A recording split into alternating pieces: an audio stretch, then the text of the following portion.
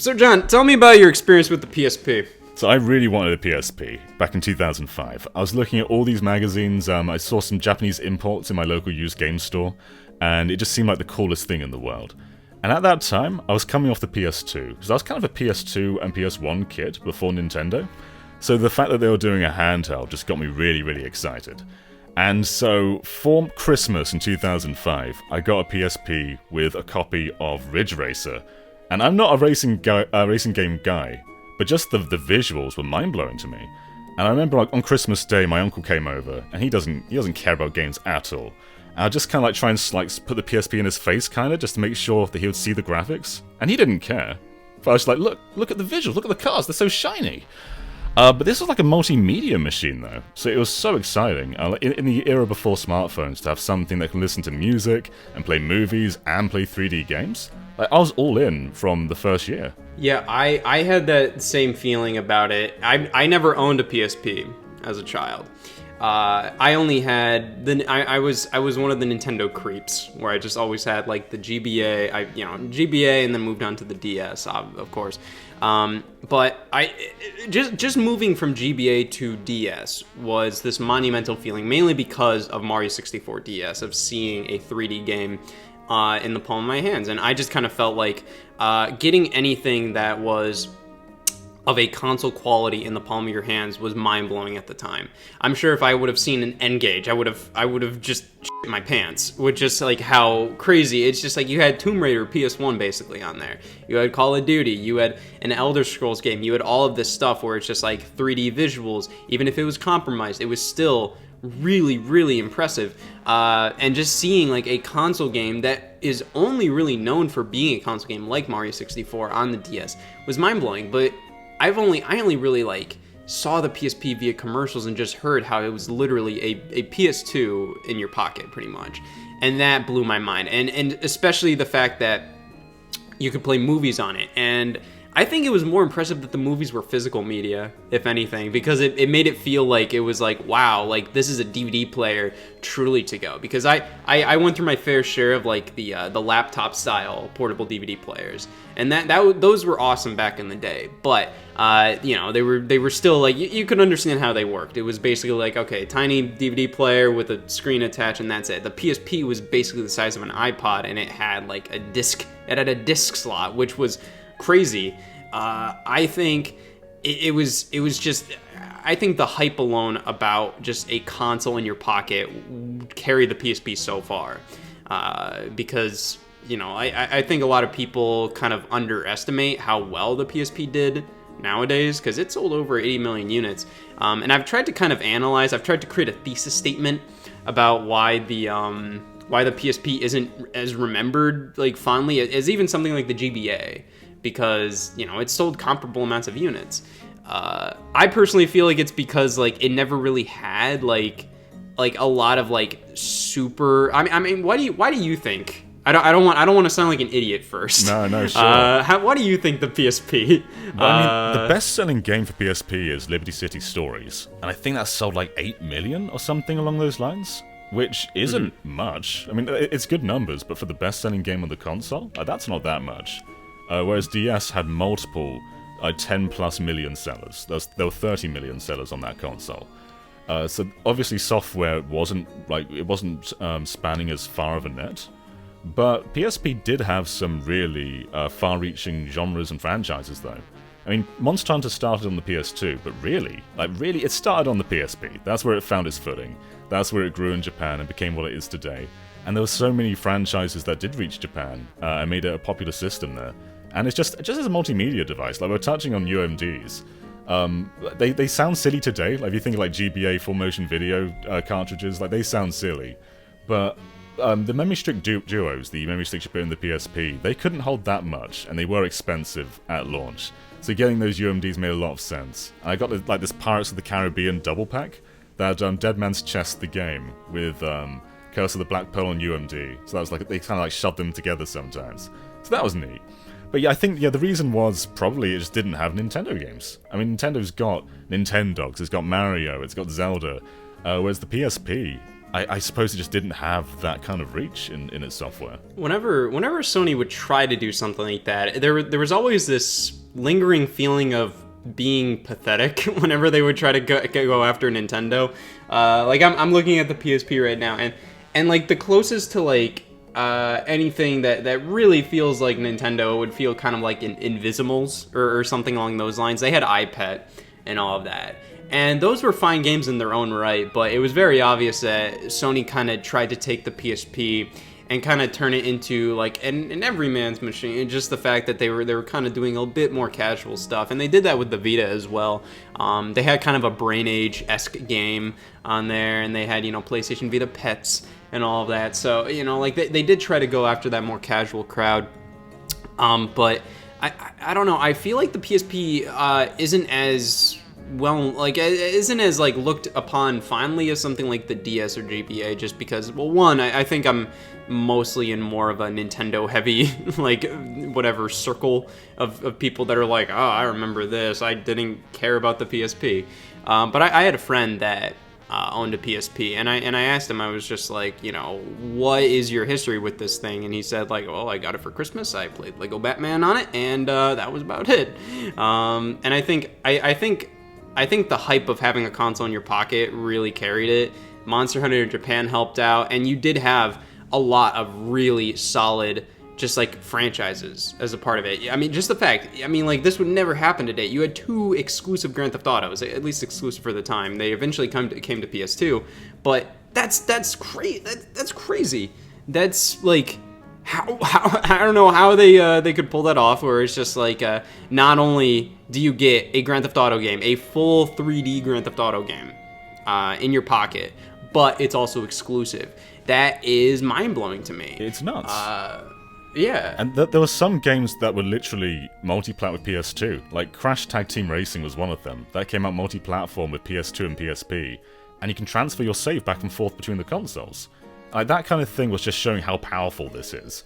But I think, in a comparison to Nintendo, they usually get the big boys, like EAD or EPD or anyone who generally just makes the high-quality Nintendo games. They were making both DS games and Wii games and GameCube games. They weren't compromising. So where Nintendo were getting their big teams on New Super Mario Bros., Sony, they were doing things like Daxter, which is clearly a spin-off. Like, Jak and Daxter did hit the PSP, it wasn't by Naughty Dog. Like, they were getting other studios to make their big franchises, and doing more spin-offs than mainline entries. I think that's the big problem. When you think about PSP in the depths of the library, you're usually talking about third-party stuff. Like, Metal Gear Solid Peace Walker is mind-blowing for a portable game. That's basically Metal Gear Solid 5. And things like Castlevania as well, there was some great stuff on PSP, but again, that was Konami. Sony just weren't really doing the heavy lifting on either PSP or the Vita. Yeah, I think that's one of the big issues, where it's just like either way it felt a little inadequate. I mean the fact that you had an analog nub was fantastic. But it was one of those things where just like, man, if you're going that far, you might as well include another one, because I think camera control was a big thing with PSP, where it's just like a lot of those PS2 ports, no matter what, even if they were like picture perfect, which they generally weren't, but I mean the camera control was compromised. It was something where you either had to use like the L and R buttons or some weird thing where you had to hold L and move the analog stick around. It always felt like there was something holding it back. And just the fact that it was using optical media and it was spinning all the time kind of made it not as portable friendly. I mean, it was still fine, like on road trips and whatnot, but it just, the fact that it didn't have a clamshell design like the DS and all of that at the time when that was really popular, I feel like that just kind of made it not as portable friendly as the DS. And in addition, a lot of the games were PS2 quality, which was awesome, but that made the DS a bit better at like just handheld stuff in general, where it's just like pop it open, play it, close it. Whereas the PSP was more like you can play this full game on the go, but it's a little bit compromised. You might want to just play it at home, hooked up to your TV, but at that point, it's just like You still have kind of the botched camera control and whatnot, but either way, it was still really impressive. Though I always did look at the PSP, like whenever Sony would do handheld games, and I think this was an issue with the Vita as well, is just the fact that they would always get the B team. And it would feel like, okay, this is getting to console quality. It looks like console quality in a trailer. Like if you watch a trailer for like Uncharted Golden Abyss, they're playing that game at like 4K or something, and they're like, this is what you're gonna get. And then when you play it on the screen, it still looks good, but you know, it's still a little pixelated, and you can see like JPEGs for the background a lot of the time and whatnot. You can see like where they cut the corners to get this on the Vita perfectly. But it still felt like, you know, when they would do spin-offs for the PSP, when they would do PSP versions of franchises, it always kind of felt like this was... it's like, oh, we're not gonna... We don't believe in this platform enough to do a true sequel or have the developers truly make a game for it. Like, I have Killzone Liberation here, and I was expecting this to be like a first-person shooter, and no, it's a top-down... It's a top-down running gun or and whatnot, and it's just like... Wow, like, I just feel like at the time, like, playing this at the time, it would be like, what is this? Like, you know, I was promised console quality ports and games and all of that, and you get something that you would have gotten on the DS as, like, a console, a handheld iteration of a console game. But that's not to undermine a lot. I think Sony's own games on it were good. They were pretty good, but... I feel like they kind of undermined what the PSP was as a platform, because it kind of just made it seem like it was kind of just that, you know, like just an awkward cousin kind of thing, where they were just like, we're just going to give you side games, spin-offs and whatnot. But I think the third parties really picked up the slack. Like, I'm looking, and even if like these ports weren't like, oh, this is like the exact console quality game, it's still impressive. Like, I didn't even know until recently that Dante's Inferno came out on this thing, which is weird. That's weird to me. Yeah. Capcom did a bunch of things as well. There's like there are the two Mega Man remakes. There's Powered Up and Maverick Hunter X, which are like round up 2.5D remakes of the first Mega Man and Mega Man X, and they've never been re-released. Yeah, it feels like an odd platform to do that on, but it does. But it's still really cool. And they also did Ghosts and Goblins Resurrection, Ultimate. Yeah, that's the Switch version. Again, like I'm gonna look like a moron, absolute moron. No, Sega also did Crazy Taxi Fair Wars, which is a compilation of 1 and 2.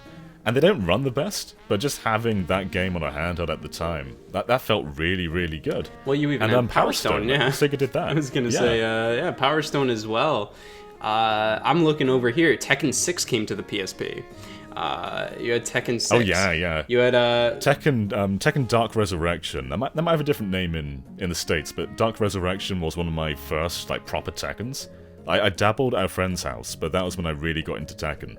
And there was quite a few fighters on the PSP, so you could definitely like get your proper console feel on that thing. Yeah, I mean, and I think what's kind of just alluring me to the PSP a bit more is just how strange it is with a lot of these games. Just the fact that like the only Sonic games that ever released on the PSP were the Sonic Rivals series. Not only did they do one, it was the only Sonic game that released on the PSP, and they did 2 of them. Which implies that the first one did well enough, which would make you think like they would do something like, I don't know, like do anything other than Sonic Rivals, but there's Sonic Rivals, which is just really bizarre. And I don't know, but like Sony did try with the PSP, I felt. You know, you got stuff like Mod Nation Racers. I'm looking over my stack of games.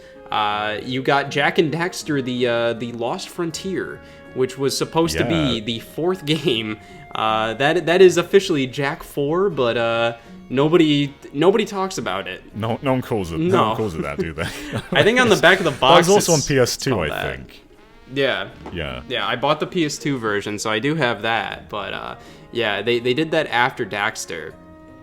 But it even felt like it's just like you said, just those side games like Daxter and Secret Agent Clank and everything like that. It's just a lot of weird stuff that it's just kind of like, again, like it's something where this does feel like a console quality game, but just the fact that you're kind of relegating this to side character stuff. I can definitely see why it doesn't feel like as big of a deal as it does. But I always looked at the PSP with a bit of envy. I always thought like this is an insanely cool platform, but I chose the DS. I mainly because like it was cheaper and it just had more hip games at the time, because frankly at the time I didn't really know what would be like my go-to, like, oh, this is what I want on the PSP. But I think, when did you get onto the DS train? When were you like, all right, I admit defeat, I'm gonna try the DS? I was always tempted by Mario 64 DS. So just seeing that thing running on the system, it was like it made me feel like I was sort of undermining what DS was capable of. But then a lot of the follow-up games just didn't match that, and I think there's a big reason for that. We're kind of saying how PSP didn't have dual analog sticks, and that limited it in a lot of ways. DS didn't have any analog sticks, and that hindered games like Mario 64 DS and Rayman DS.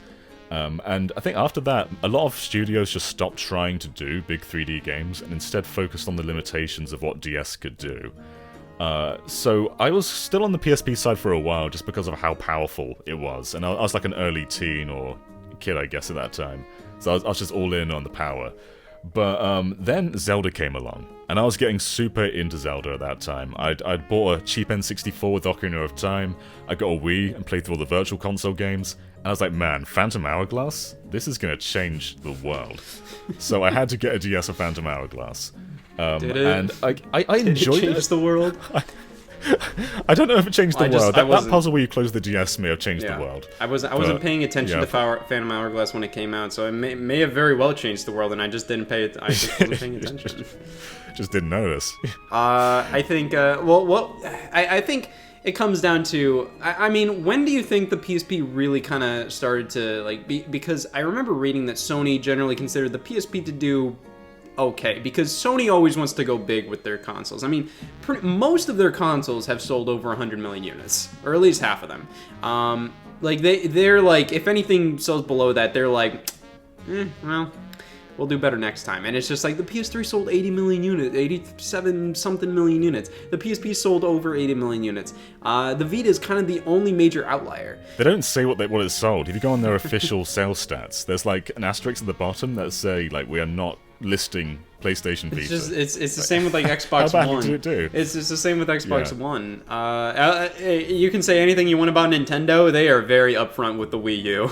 They're just like every single time they talk about the Switch sales, right alongside it is how much the Wii U sold on their financial report website. Of course, it's like pretty much all of their consoles of the past like 15 plus years, but still. But what I was saying was like, when do you think the PSP started to kind of like fall out of fashion, would you say? And did you ever upgrade or downgrade, if you will, to the other revisions of the system? And how do those compare to like the revisions of the DS, would you say? Like who revised their system the best overall? All right. So I think it probably started to lose steam when the iPhone came along. Because PSP 2004 in Japan, 2005 here. The iPhone, I want to say 2007. Was that when it first came out? Yeah. Yeah, so it's got a 2-year head lead on being a multimedia device that can play movies and look at photos and play music and play games. So that's good for the first 2 years, but then phones start doing the exact same thing. I think people start saying to themselves, like, why do I need a PSP for this when my phone does everything and I can take it everywhere? So that's probably where it starts to lose momentum. But Monster Hunter probably brings it back up. And then Peace Walker, I think, gave it a nice boost as well, but that's probably finding a smaller niche within there, though. As for revisions, I revised once. I got the PSP 2000, and that had the video out, so that was a big deal. You can record PSP footage with that. And they also had the PSP 3000 and the PSP Go. With 1000, 2000, and 3000, you are looking at very minute differences. I think if you're not looking at video out, most people probably couldn't tell you the difference. They're a bit slimmer, they feel different, and I quite like the metallic-y feel to the original one. It's very hard, like heavy, it feels very solid, whereas they start to feel a little bit weaker as it goes on, I feel. A friend of mine had 3000, and I think there was even like a 3001, if I remember correctly. that had like no Wi-Fi. Yeah, I do remember the model number. There was at least like 1001. I think like the no Wi-Fi model was like the PSP like Street or something like that. That was it, yeah, PSP Street. Something like that, yeah. And it had like a weirder matte finish, and they released it around like 2013, and it was only around Europe, I think. But yeah, that one didn't have Wi-Fi or a microphone, I think. So they were scrapping anything possible. I find it weird that they were like out of all the things to scrap, they were like Wi-Fi and the microphone. It's just like I'm just like, one of these things is a little more important, but I digress. DS though, like the revisions for DS were major, because the original DS Fat was not the most attractive machine in the world. Whereas the PSP, I feel like if you look at all the models, they're pretty much the same. They look pretty much the same. Whereas DS to DS Lite is a massive jump. That made DS sexy. Yeah. PSP was always sexy. I think that was one of the main reasons why it sold so many units, is because people had incentive to upgrade. Because I went from DS Lite to DSi. Did I really have much of a reason? I mean, kinda, but it's also like, you know, you could have managed. If anything, there was reason to have a DS Lite and DSi. You know, both at the same time. Whereas PSP, I felt like even if you still had the 1000, you could still truck through the generation with that. Even though 2000 was definitely a good step up. But yeah, I do feel like DS probably wins on the revision war, and I think that did kind of help it sell at least a good handful of more units than the PSP. I'd say, I don't know. I don't want to make any statements here. I don't want to make any assumptions on how many people upgraded from the DS Lite to DSi. But yeah, like they did so many revisions, and I felt like even something like the DSi XL was noteworthy. There was reason for that to exist. Where PSP just kind of felt like kind of like small little incremental things. There's different audiences. Like my grandmother got a DSi XL. She played Professor Layton. There was some book collections that she got on the DS. So like PSP 1000, 2000, 3000, you're selling it to people who want a PSP.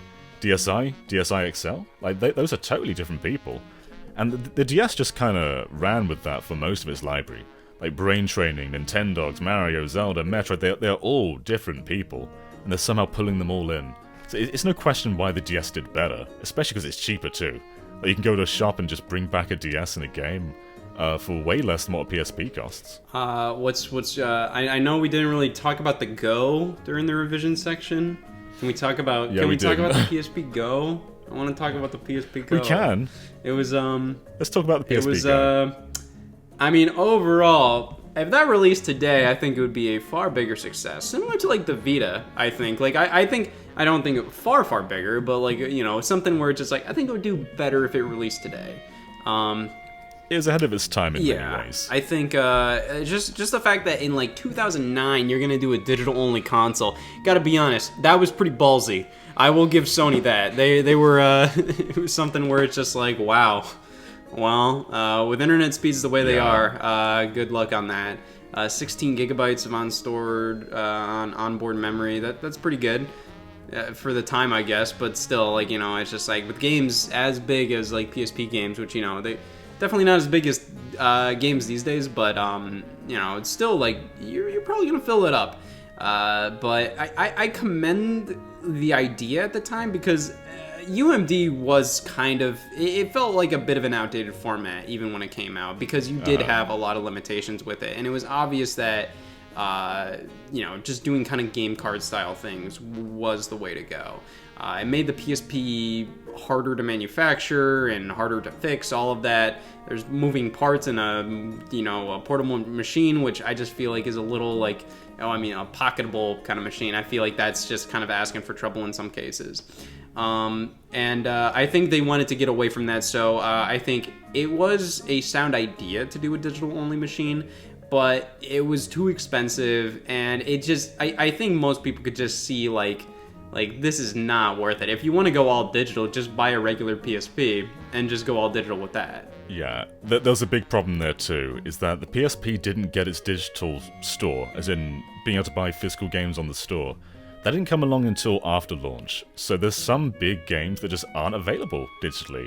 And one of the biggest ones is Final Fantasy VII Crisis Core. That was one of the killer apps for PSP, and it's not on the store. So if you've got a PSP Go, you can't play that game.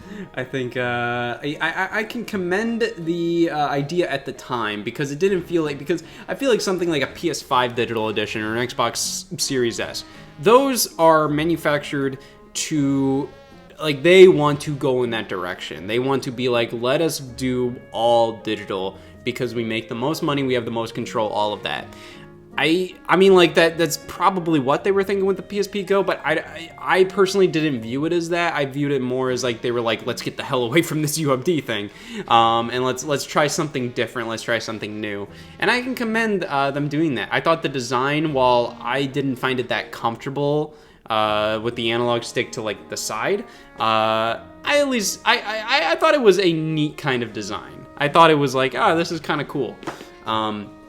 And they reused that design with the Xperia Play phone, which, there were all these rumors going around. It was always like, people were like, Nintendo should make a phone, and then they were like, oh, Sony's making a PSP phone. They were thinking like the next PSP was going to be a flat-out phone. But yeah, so overall, but the PSP did have a very long life overall. Like, it was still getting games after the Vita released, but these days, how would you rank, like, how would you I don't know, what would you say comes out on top for you, the DS or the PSP? It's undoubtedly the DS. Like, the DS has some of the most interesting games, like, of all time. Like, Ghost Trick is so phenomenal. And the PSP has a good library when you dive deep, but I think just looking at the face of it, it's weaker. It doesn't cover as many corners, it's just... A lot of the games feel like they're of their era, whereas the DS is kind of this little bubble where many games haven't aged that much, or at least some of the big ones haven't aged that much. So yeah, DS is absolutely one of that comes out on top today. But at the time, like, PSP was just so ahead of its time, and I loved that you could download PS1 games as well. Like, you can play like Crash Bandicoot on that thing, which Nintendo were doing with the Wii. But I thought, when DSi came along, I thought, of course, they're going to put Game Boy games on DSi. They removed the GBA slot, and it's just like, I would think it would make perfect sense. That would make the most sense in the world to be like, hey, we removed the GBA slot, but you can rebuy the games via DSi shop, and they would have made so much money off of that. They even did the thing where the DSi shop channel, or just the DSi shop, I don't think they were called channels on the DSi, but during the little download screen, on the Wii they had the 8-bit Mario. On the DSi they had Super Mario Advance models, which I thought was an even bigger slap in the face. I was literally going, it's just like, yeah, we're gonna reference this game that we gave you the inability to play with the DSi. I feel like, yeah. But PSP, on the other hand, has no little models. It's just a little circle that goes round and round. Where's Daxter? Why doesn't Daxter bring stuff? Yeah, that's the thing. They need to bring back Daxter. They should have made a Daxter 5 by now. I think, but overall, I will say, the crossbar on PSP, what's it, Cross XMB? What's the official term? I think that's the official term for it. I'm gonna want to look it up because I don't want to look like a jackass. Fact check this. PSP fans be furious. Cross media bar. Never mind. The cross media bar. Okay. Okay, that's why it's called XMB, because it's XROSS. That makes sense. It's that. But yeah, that was something that I think helped it even feel more like a PS3. And while I think it's not intuitive for casual players, like the casual consumers, I think it's incredible. Like it's one of the best user interfaces of all time for like somebody that's in the know. That's somebody that's like more of like a full-on like, hey, this is my, I don't need like to be have my hand held or anything like that. Not to say it's like that convoluted, but I feel like I couldn't hand that to my mom and she would understand what to do. But yeah. I think that was an incredibly powerful user interface. Totally. Even using it today on like the PS3, I'm just like, wow, this is just like it's just easy to find things. Just with the fact that like. It's easy to find things. I'd say it's easy to understand and use, but then to find things. I mean, they list damn everything on the PS3. Like, it's literally go to the settings section, and it's like 10 pages long that you scroll up and down. But yeah, I thought I think it's a very cool and smart user interface, and just the fact that the PSP had it's kind of like how the DSi had a lot of elements of the Wii menu with its user interface, where it felt like, oh man, this is coming in. But do you think these handhelds benefited from having more console quality elements to them, or do you think that they were better off when they did their own thing? Like when they were just weird and handheld oriented kind of thing. It's hard to answer, because I feel like the PSP thrived doing what the DS didn't do. Because the DS was clearly more successful. There's clearly more games. There's clearly probably better games overall. But I feel like this was a time where we had competition in a really healthy way. Like right now, the Switch just dominates the handheld space. Like we have Steam Deck coming up, but Steam Deck's just a portable PC. It's not doing anything different per se. Whereas PSP and DS had such different libraries, and I kind of like that the PSP chased that more console-orientated way of doing things. But games were still specifically designed for handheld play though. So like God of War wouldn't go on for like long stretches like it does in PS2, and I admired that stuff. I just kind of missed that era. I wish Sony would do another handheld, and I know why they're not doing it, but it just feels like everyone wins when they're just like putting out all these different games and different systems.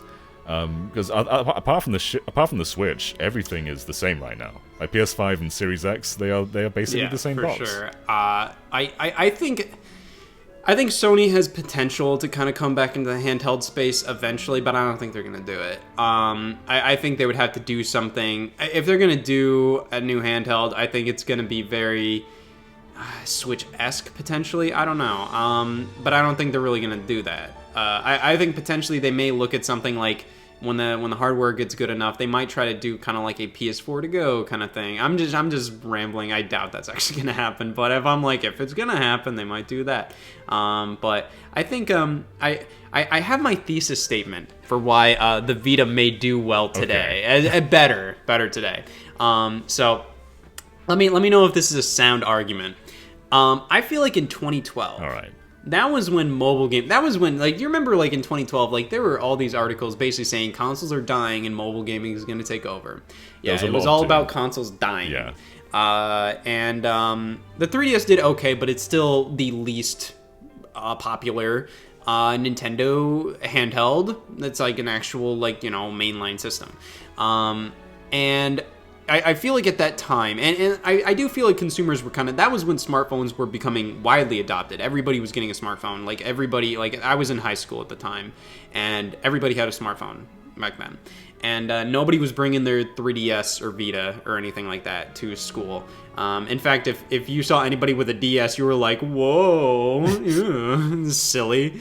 But I think everybody would just play on their smartphones, and it would be kind of like, oh, what's the mobile game this week? And it would be some garbage that was just like, oh, that was like when Flappy Bird was big and all of that. Like, oh, what's everybody playing now? And it would literally just be like everybody just plays their smartphone. And since smartphones were becoming widely adopted then, that was when smartphones were becoming a little more affordable, as in like everybody was like, okay, yeah, we got to get you that. This is kind of required now to own a smartphone. And I think everybody owning a smartphone potentially kind of made everybody feel like they didn't want to own anything that the smartphone already did. I feel like there was kind of this feeling of you don't need an iPod anymore, you have an iPhone. You don't need a handheld game player because I have all the games I need on my smartphone. You don't need this or that because the smartphone does it already. And then around the time of 2017 when the Switch came out, I feel like people kind of said I missed things, and they were just like, hey, sometimes just because a smartphone can do something doesn't mean I don't need or want a product that a smartphone can do a similar thing to. Whereas the Switch came out, and I think that showed people wow, this is cool and I want this. Polaroid cameras are back in fashion. Those are popular.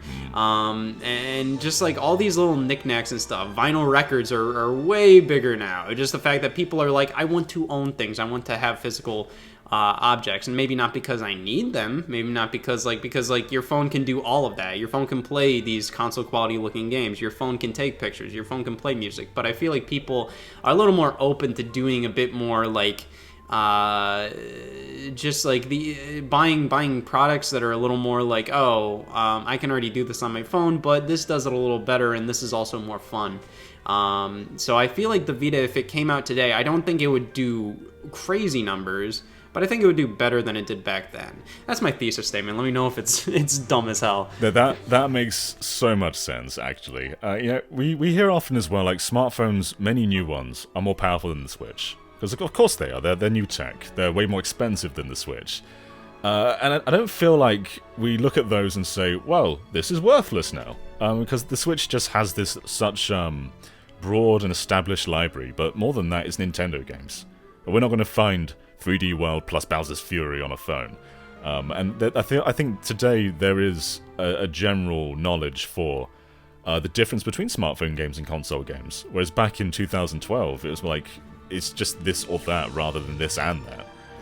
And like even like with in the casual market, like with Animal Crossing, with Clubhouse Games, with the upcoming Switch Sports, I think everyone's in that mindset now. It's not just the core demographic. It's literally everyone who would want to buy a Switch is kind of in that mindset now. So your thesis definitely makes sense. I already messed up the cross media bar name. I didn't want to look like a complete buffoon. But yeah, I do think Sony would probably do a little better today in the handheld market if they did something very similar. Even if they just did the exact same thing. The Vita was the exact same, because the Vita still holds up.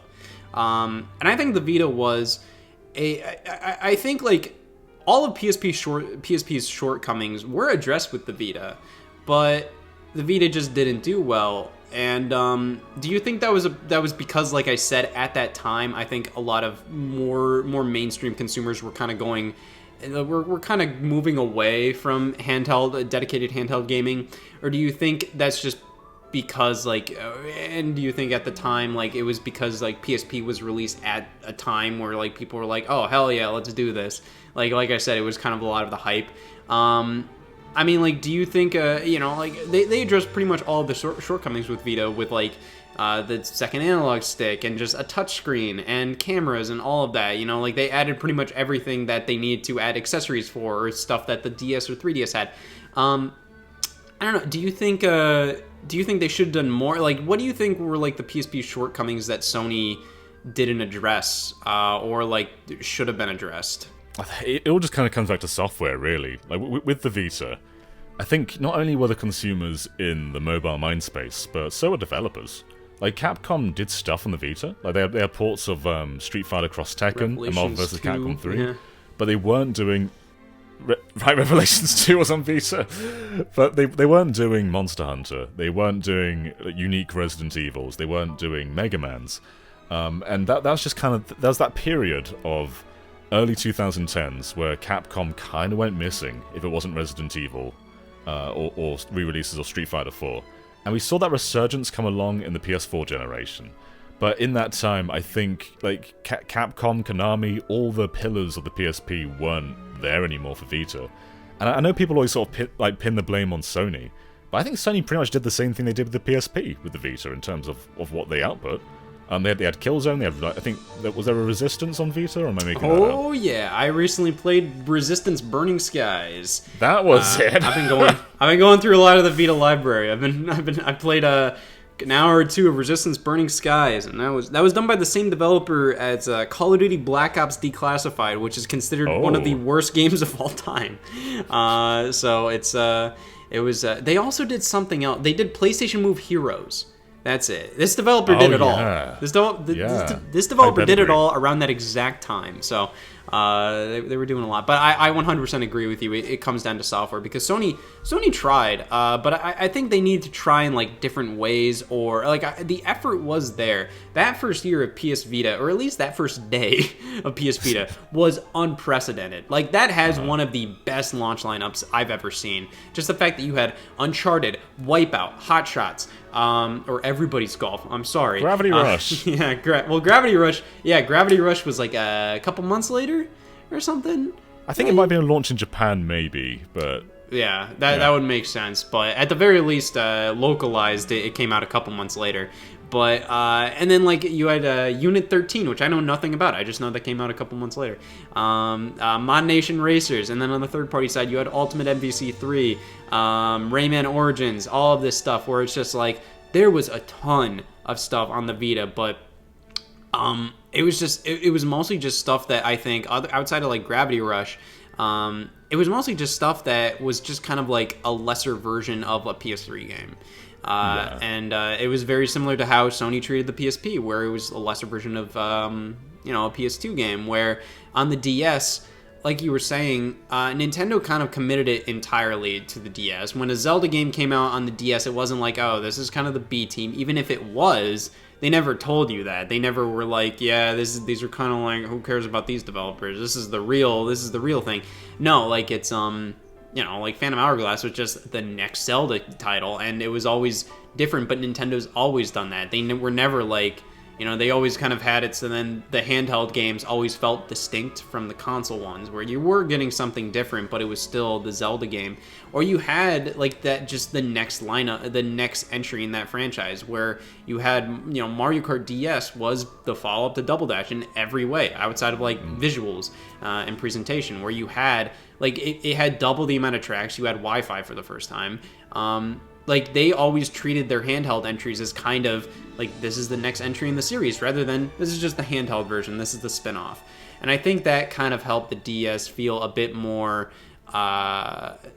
just, like, a legitimate, like, big deal compared to the PSP, which kind of felt like Sony was just kind of like, just like, it's a spin-off machine. Which I would say, overall, the DS would win for me, but in terms of what I'm more interested in now, it's definitely the PSP, just based on just how weird there's so much stuff on there, and it's genuinely still impressive. Like, when you play a console port on the PSP now, I'm not gonna play like this, but just playing it like a little bit, I'm like, this is incredibly impressive. When they were threatening to shut down the PS3 store, one thing I did was I downloaded Metal Gear Solid from PS1 to my Vita, and that purchase was from 2008. I think it's just so cool that you can take something you purchased like a decade ago, almost like a decade and a half ago at this point, and just play it on a system that like that's a generation older.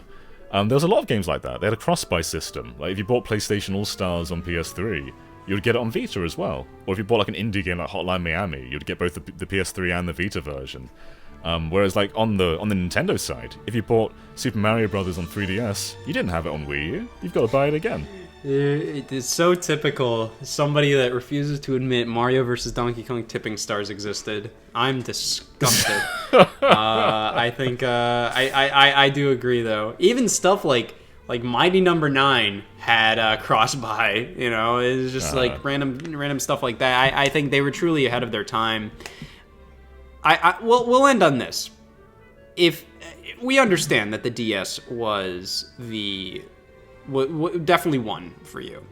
But if you could only have one console on a desert island, like one, it doesn't matter which one is like the more superior one from like a technical or library, software, whatever standpoint.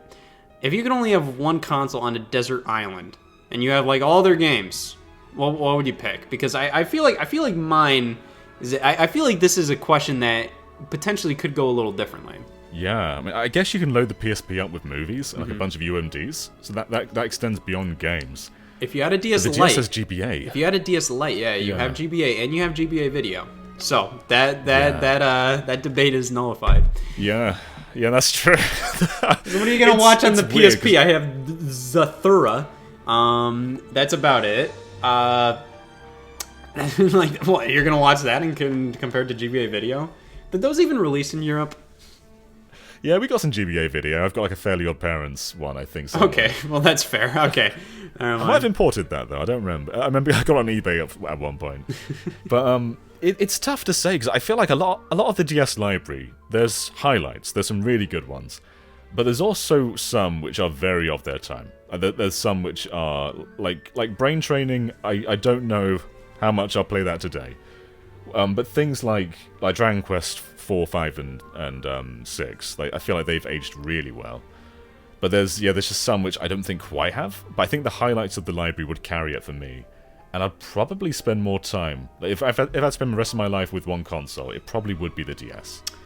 This is tricky for me because, as somebody that didn't grow up with the PSP, there's so much more that I haven't experienced. You have a lot of console quality ports there that I could also be like, hey, I can play Manhunt 2 on the on an island.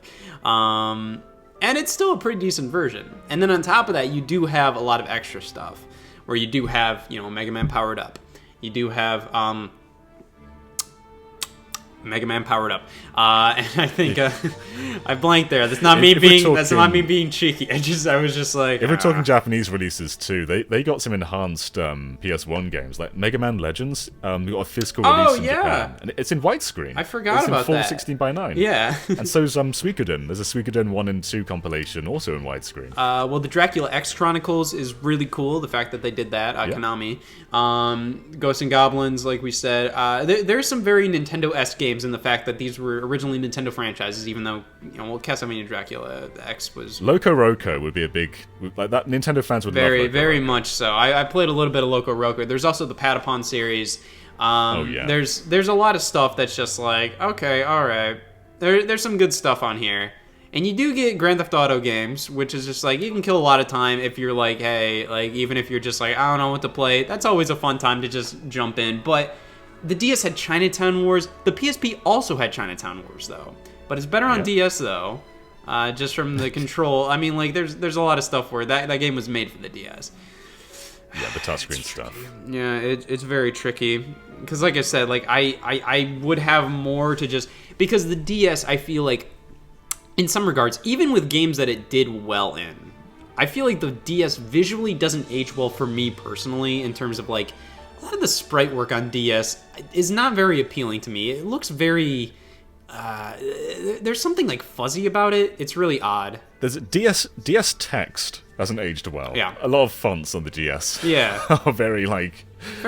Like bold, funky fonts. Yeah. Talking about this with you though is interesting because you don't mention Pokemon, which is like the biggest DS franchise. I got nothing to tell you about that. Yeah. Like that just it doesn't. I feel like a lot of Pokemon games. Like I look at like how a lot of the community responds to like what's the best one, and it's always different. It's always different. It's a bit more of like a more. It's just more of like a just. It's kind of like the Zelda, like in terms of like how people respond to Zelda games now, where everybody has their own favorites, and there's always kind of the punching bag for like that period of time, where we're still kind of in the Skyward Sword era, like kind of left with HD, but in terms of like that being like the one people go like, no, that was bad, but I do think I don't know, I feel like a lot of Pokemon games, like I feel like you get kind of like. No matter what, as long as it's like DS and GBA and onward, you're gonna get pretty much like a very similar experience with Pokemon across any Nintendo console that you get in terms of like, it's Pokemon, I'm cool with that.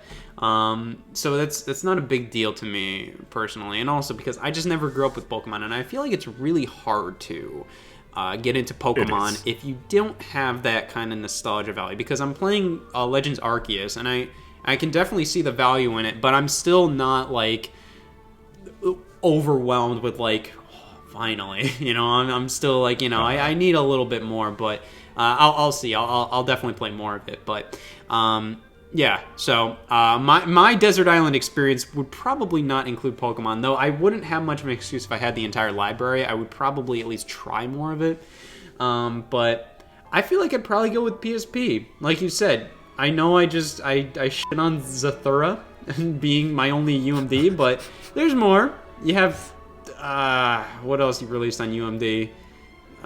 There's a lot. Yeah. There's a bunch of regional stuff. Like there's a sitcom here called Little Britain, which is on UMD, and there's lots of like just local shows they released on that platform. Do you think how hard do you think it was to go through Sony to get a UMD released of your show? If you had do you think it would have been that easy? Do you think they would have been really expensive to do?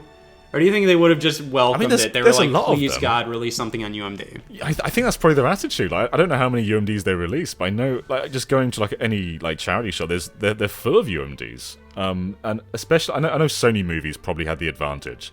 Like, if you go to any, like, thrift store, Spider-Man 2 on UMD is usually there. I think they probably gave the higher up to their own studios, but yeah, there's so many that you can find on there. I love the fact that they did, at launch for the PSP, you had Spider-Man 2 on PSP and then Spider-Man 2 on UMD. I love that it was you have both Spider-Man 2s. Yeah. I love that. I don't know. I feel like, this is just from my perspective of like, I feel like I would just get more out of the PSP just based on how much I've played of the DS and how I just haven't experienced as much PSP. And I feel like there's just so much there that I'm like, I'm looking at the stack of games and I'm just like, okay, like, would I rather play Ratchet & Clank Size Matters or Mario 64 DS? And that's tricky because I love Mario 64 and I have a lot of nostalgia for the DS version. But it's not a version I want to play these days just based on the controls alone. And if I would have the DS, I would have the original DS. Where the circle pad makes things a little feel better, but I don't know. It's cheating though, isn't it? It's still 8 directions. Yeah, or it's just like, playing it on like the Wii U Virtual Console, you do get an analog stick. Everybody will say that. Like, whenever you bring that up to people, you're just like, I don't like Mario 64 DS, and they're just like, looks like somebody hasn't played it on the 3DS or the Wii U Virtual Console, and it's just like, what are you talking about? It doesn't make things that much better. It makes things a little better, but not that much at all. No, it's the illusion of being better. Yeah, you know what? I'll go with the PSP just so then we have something to disagree on, okay. And also because I feel like there's a lot of untapped. It's an untapped well for me with a lot of PSP, where I feel like I could get a lot out of that experience. So overall, I understand why the DS won, but I think the PSP is a little more interesting these days, just because everybody knows the DS, and I feel like people just don't give the PSP as much attention as it really deserves. Yeah. I guess you just have to get in contact with Sony now and get Borderline Forever printed on UMD. That's, you know what? That's the goal. Watch out, America. It's coming.